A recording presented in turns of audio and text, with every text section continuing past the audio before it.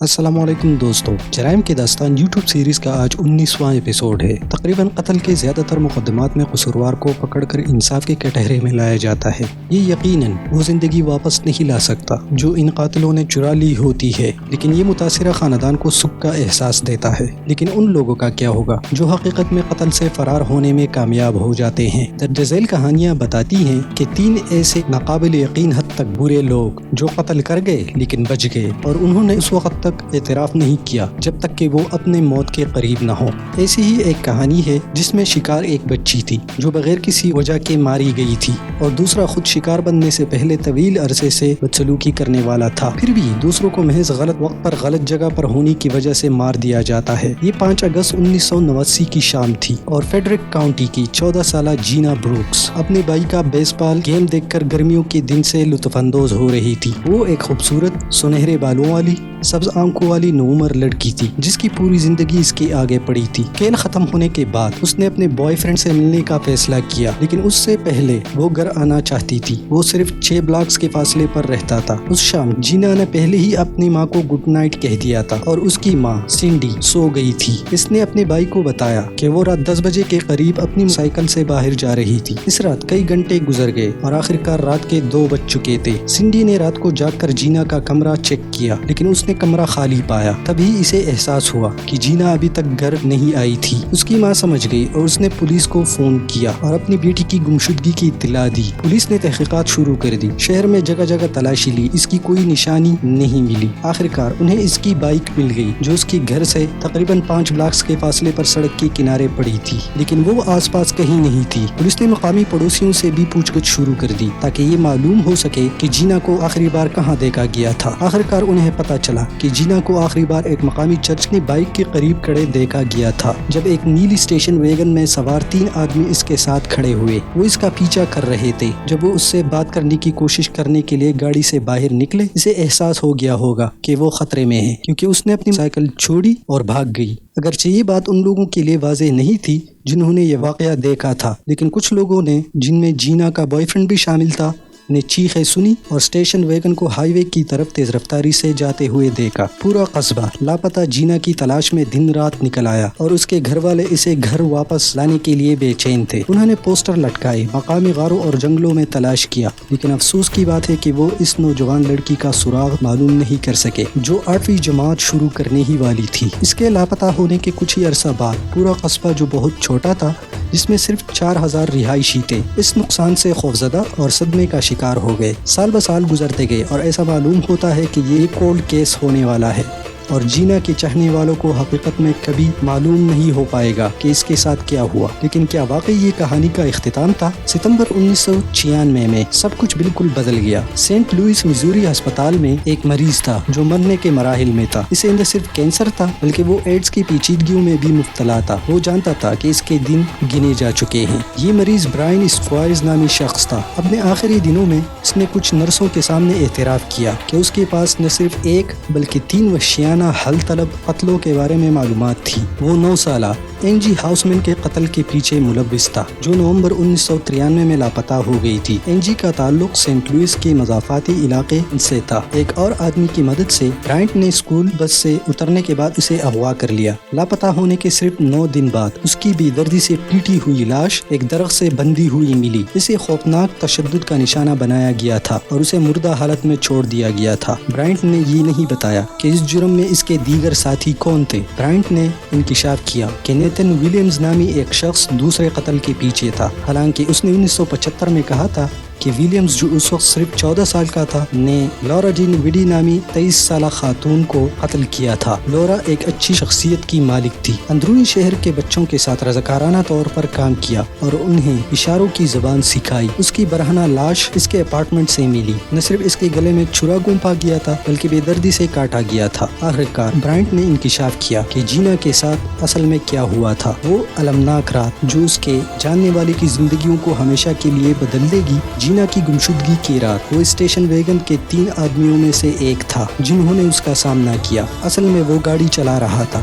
इसका दावा है कि उसके साथ दीगर 2 आदमी نیتن ولیمز اور ٹیموتھی بلو تھے۔ ایک ساتھ کام کرتے ہوئے مردوں نے جینا کو اغوا کیا، اس کا گلا کاٹ دیا اور پھر اس کی لاش کو ٹھکانے لگا دیا۔ ان خوفناک اعترافات کرنے کے کچھ ہی دیر بعد برائنٹ مر گیا۔ اسے کبھی بھی ان بھیانک جرائم کی قیمت ادا نہیں کرنی پڑی جو اس نے کیے تھے، لیکن نیتن اور ٹیموتھی کا کیا جو ابھی تک زندہ ہے؟ ان دونوں افراد کو 1999 میں جینا کے قتل کے الزام میں گرفتار کر لیا گیا۔ ٹیموتھی شاہد ہی پہلی بار مجرم تھا اور ماضی میں کئی بار قانون کے ساتھ مشکلات کا شکار ہوا تھا۔ عام طور پر خواتین سے فائدہ اٹھانے کے سلسلے میں جب پولیس نے پوچھ گچھ کی، ٹیموتھی نے جینا کے قتل سے منسلک ہونے سے انکار نہیں کیا، یہاں تک کہ اس نے اس کی جسم کی قیاس کی جگہ بھی بیان کی جو اس کی والد کی وسیع 96 ایکڑ جائیداد پر مشتمل تھا۔ لیکن جب اس علاقے کی مکمل تلاشی لی گئی تو پولیس نے کبھی بھی جینا کے باقیات کو نہیں پایا۔ افسوسناک طور پر جینا کی موت کے سلسلے میں ٹیموتھی کے الزامات کو بالآخر 1999 میں خارج کر دیا گیا اور بعد میں اس پر FBI سے جھوٹ بولنے کا الزام عائد کیا گیا۔ اسے جو سزا ملی وہ صرف 30 ماہ کی جیل تھی، جو کہ تقریباً 2.5 سال ہے۔ گویا یہ پہلے سے ہی کافی بدقسمتی نہیں تھی کہ جینا کی کیس کے سلسلے میں نیتن ولیمز کے خلاف الزامات کو بھی خارج کر دیا گیا تھا۔ قانون نافذ کرنے والوں نے صرف اس بات پر یقین نہیں کیا کہ برائن کے موت کے بستر کے اعترافات پوری حقیقت تھے اور نیتن 2 مختلف قتل کے ذمہ دار ہو سکتا تھا۔ در حقیقت انہوں نے یہاں تک دعویٰ کیا کہ چونکہ برائنٹ نے پولیس کے نہیں بلکہ اپنی نرسوں کے سامنے اعتراف کیا تھا، اس لیے اس کے اعترافات اب درست نہیں رہے۔ مزید یہ کہ نرسیں ابتدائی طور پر اعترافات کے بارے میں انہیں بتانے کے لیے پولیس کے پاس نہیں آئی کیونکہ انہیں یقین نہیں تھا کہ برائنٹ حقیقت میں مستحکم دماغ کا ہے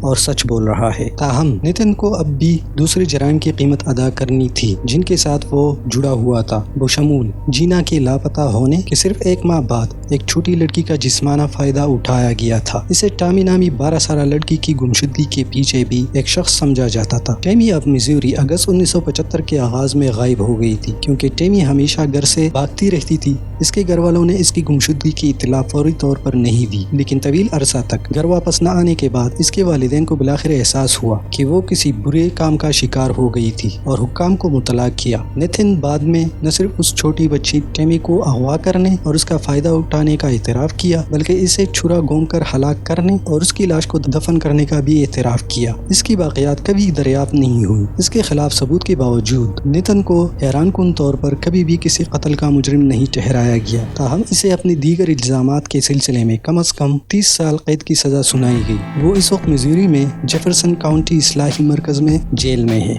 جیرلڈائن کیلی جو جیری کے پاس گئی تھی وہ اوسط درجے کی عورت نہیں تھی جسے آپ 1990 کی دہائی کے اوائل میں دیکھیں۔ وہ کافی چھوٹی اور سیاہ بالوں والی تھی لیکن وہ ٹیٹوز میں بھی ڈھکی ہوئی تھی۔ حملہ آور کتوں کو پالتو جانوروں کے طور پر رکھتی تھی اور کبھی کبھی اس کے گلے میں ایک بہت بڑا بوا کنسٹرکٹر پہننے دیکھا جاتا تھا۔ وہ واضح طور پر اس قسم کی لڑکی نہیں تھی جس کے ساتھ گڑبڑ کی جائے۔ جیرلڈائن اپنے مستقبل کے شوہر جان کیلی سے بچپن میں ملی تھی۔ انہوں نے شادی کر لی اور بعد میں 2 بچے ہوئے، ایک بیٹی اور ایک بیٹا۔ انہوں نے 1981 میں ایک شادی کی ایک خوفناک شام کے دوران بدترین موڑ لیا۔ جان نے بہت زیادہ شراب پی تھی اور شادی کے کچھ دوسرے مہمانوں کے ساتھ لڑائی میں پڑ گیا تھا۔ یہ بالکل واضح نہیں تھا کہ یہ کیسے ہوا۔ لڑائی کے نتیجے میں اس کے بہنوئی کی موت واقع ہوئی۔ جان خوفزدہ تھا کہ اس پر قتل کا الزام لگایا جا سکتا ہے، لہٰذا اس نے ملک بھر میں ہر جگہ منتقل ہونے کا فیصلہ کیا۔ وہ کیلیفورنیا میں آباد ہوئی جہاں وہ ایک موٹل میں کام کرنے کے لیے نوکری پر جانے لگا، لیکن اس دوران وہ اب بھی بہت زیادہ شراب پیتا تھا اور وہ جیرلڈائن ہر وقت لڑتے رہتے تھے جس کی وجہ سے ان کے دونوں بچے دور ہوتے جاتے گئے اور خود سے ان کو دور کر دیا۔ جان مبینہ طور پر کئی سالوں سے جیرالڈن کے ساتھ بہت بدسلوکی کر رہا تھا جس کی وجہ سے وہ اس کے لیے سرد دل ہو گئی تھی۔ آخر زیادتی کافی زیادہ ہو گئی اور اس نے اپنے شوہر سے بدلہ لینے کا فیصلہ کیا۔ اس نے اسے گولی مار کر ہلاک کر دیا اور پھر اس کی لاش کو فریزر میں رکھ دیا جہاں وہ 6 سال سے زائد عرصے تک پڑا رہا۔ بلا شبہ قانون نافذ کرنے والے اداروں یا جیری جان کے خاندان سمیت کسی کو بھی اس بات کا علم نہیں تھا کہ اس نے جان کے ساتھ کیا کیا تھا۔ کئی سالوں سے اس نے اپنے بچوں کو بتایا کہ ان کے والد کی موت محض ایک کار میں ہوئی تھی اور ان کے پاس اس کہانی پر شک کرنے کی کوئی وجہ نہیں تھی۔ پھر یہ بات تقریباً 6 سال بعد عیاں ہو گئی کہ جیری جو اب چھاتی کے کینسر سے مر رہی تھی، اس نے فیصلہ کیا کہ وہ سب کو بتائے کہ اس نے کیا کیا ہے۔ اس نے اپنے بیٹی کو اپنے شوہر کے قتل کی تفصیلات کے بارے میں بتایا اور اس کی بیٹی نے جلد ہی متعلقہ حکام کو مطلع کیا۔ پولیس جیری کے بیان کردہ فریزر کو چیک کرنے کے لیے گئی اور یقینی طور پر انہوں نے باقیات دریافت کی۔ اس کے جسم کی جلد ہی اس کے مخصوص ٹیٹو کی وجہ سے شناخت ہو گئی۔ یہ 1975 کا سال تھا اور 20 سالہ مائیکل مینسفیلڈ لنکن کالج میں زیر تعلیم طالب علم تھا۔ وہ ایک محنتی طالب علم تھا لیکن بدقسمتی سے قانون کے حوالے سے تھوڑی سی مشکل میں تھا۔ وہ خزاں میں چوری کا سامان لے جاتے ہوئے پکڑا گیا تھا۔ چوری شدہ اشیاء ریکارڈڈ البمز تھیں جنہیں وہ اپنے ہاسٹل میں ٹھکانے لگانے کی کوشش میں پکڑا گیا تھا۔ ڈسٹرکٹ اٹارنی نے اس پر رحم کرنے کا فیصلہ کیا اور اس سے معاہدہ کر لیا۔ اس نے کہا کہ اگر وہ صرف اس شخص سے رجوع کرتا ہے جس نے اسے سامان فروخت کیا تھا تو اس کے خلاف تمام الزامات کو ختم کر دے گا۔ مائیکل راضی ہو گیا اور بالآخر 21 سالہ رسل سمیکر کے بارے میں بتایا جس کے بارے میں وہ جانتا تھا کہ وہ اسے اپنی آزادی حاصل کر لے گا۔ کہ کرسمس مائیکل نے ایلینوائے میں گھر واپس آنے کا فیصلہ کیا۔ اس نے چھٹی اپنے والدین کے ساتھ گزاری اور سب کچھ معمول کے مطابق ہونے لگا۔ پولیس کے پاس جانے کے لیے کچھ نہیں تھا۔ جو وقت گزرتا گیا یہ آخرکار ایک سرد معاملہ بن جائے گا۔ اگلے سال ایک اور عجیب واقعہ ہوا لیکن اس بار یہ لنکن شہر ایلینوائے میں تھا جہاں مائیکل اسکول جاتا تھا۔ یہ 2 جون کی صبح تھی اور لنکن کی رہائشی 51 سالہ روت مارٹن کام پر نہیں پہنچی تھی اور اس نے کسی کو یہ بتانے کے لیے فون نہیں کیا تھا کہ وہ آج کام پہ نہیں آئے گی۔ یہ کام اس کے بالکل برعکس تھا۔ اس کے ساتھ کام کرنے والے اس کی خیریت سے خوفزدہ تھے، اس لیے انہوں نے اس کے شوہر ریچرڈ کو فون کیا۔ ریچرڈ پہلے ہی کام پر تھا لیکن وہ اپنی بیوی کو دیکھنے کے لیے جلدی سے گھر پہنچا۔ یہ وہی ان کے اپنے گیراج میں تھا کہ اس نے نہ صرف ایک گولی بلکہ خون کا داغ بھی دیکھا۔ اس نے اوپر سے نیچے تک گھر کی تلاشی لی لیکن اس کی بیوی کا کوئی نام و نشان نہیں ملا، اسی طرح جیسے مائیکل کے معاملے میں تھا۔ کسی خاص مشتبہ شخص کی طرف اشارہ کرنے والے کوئی نشان موجود نہیں تھے اور پولیس کے لیے سراغ کافی کم تھے۔ انہوں نے روت کی کار کو قریبی شہر میں چھوڑا ہوا پایا جس میں اضافی خون تھا۔ ان دنوں کچھ دیر بعد لنکن شہر پر ایک اور سانحہ رونما ہو گیا جو پہلے ہی تمام حالیہ جرائم سے دوچار تھا۔ یہ 9 اکتوبر تھا۔ روت کے لاپتہ ہونے کے چند ماہ بعد پولیس کو 911 کال موصول ہوئی۔ گولیاں چلنے کی آوازیں سنائی دے رہی تھی جو عام طور پر ایک پرسکون اور پرامن محلہ تھا۔ انہیں جے رابن فرائی کے گھر بلایا گیا جو دونوں صرف 25 سال کے تھے۔ ان دونوں کو گولی مار کر ہلاک کر دیا گیا تھا۔ اس وقت رابن افسوسناک طور پر اس کی بیوی ان کے پہلے بچے کے ساتھ حاملہ تھی۔ پولیس جس پر اب یہ جاننے کے لیے بہت دباؤ تھا کہ یہ جرائم کس نے کیے ہیں، وہ روت مارٹن کے قتل اور فرائی کے قتل کے درمیان ممکنہ مقصد اور ممکنہ تعلق تلاش کرنے کی کوشش کر رہے تھے۔ یہ تمام افراد بہت پسند کیے جانے والے افراد تھے اور ان کا کوئی جانا پہچانا دشمن نہیں تھا، لیکن آخرکار انہیں یہ احساس ہو گیا کہ جے فرائی اور روت مارٹن دونوں کا ایک غیر معمولی تعلق تھا جس کی آپ یقیناً توقع نہیں کر رہے ہوں گے۔ جے اور روت دونوں سے رسل سمیکر کے خلاف گواہی کی توقع تھی۔ یہ سب ایک گروسری سٹور پر ایک معمولی واقعے سے شروع ہوا جہاں وہ کام کرتا تھا۔ جے نے رسل کو چوری کرتے ہوئے پکڑا تھا اور اس کا پیچھا کرتے ہوئے سٹور اور پارکنگ لاٹ تک پہنچا۔ کسی بھی ثبوت سے چھٹکارا حاصل کرنے کی کوشش میں رسل نے چوری شدہ اشیاء کو روت مارٹن کی گاڑی میں پھینک دیا۔ یہ سٹیکس کا ایک پیکج تھا جس کی قیمت صرف $4 تھی۔ جے اور روت دونوں سے توقع کی جا رہی تھی کہ وہ اس واقعے کے لیے رسل کے خلاف گواہی دیں گے لیکن انہیں کبھی موقع نہیں ملا کیونکہ وہ رابن کی جان کے ساتھ ان کی جان لے جائے گا جو غلط وقت پر غلط جگہ پر تھا۔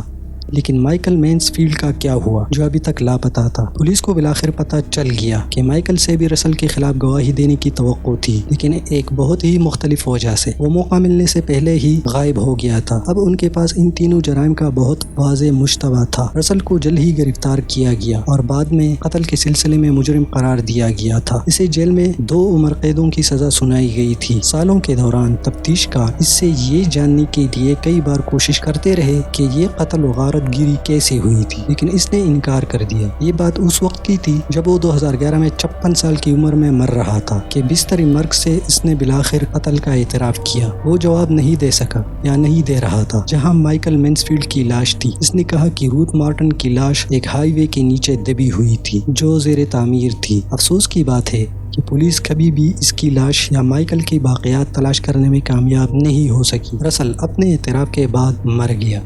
دوستوں، اگر آپ لوگوں کو ہماری ویڈیوز پسند آتی ہیں تو ضرور لائک کیجیے اور ہمارے چینل کو بھی ضرور سبسکرائب کریں۔ بہت شکریہ۔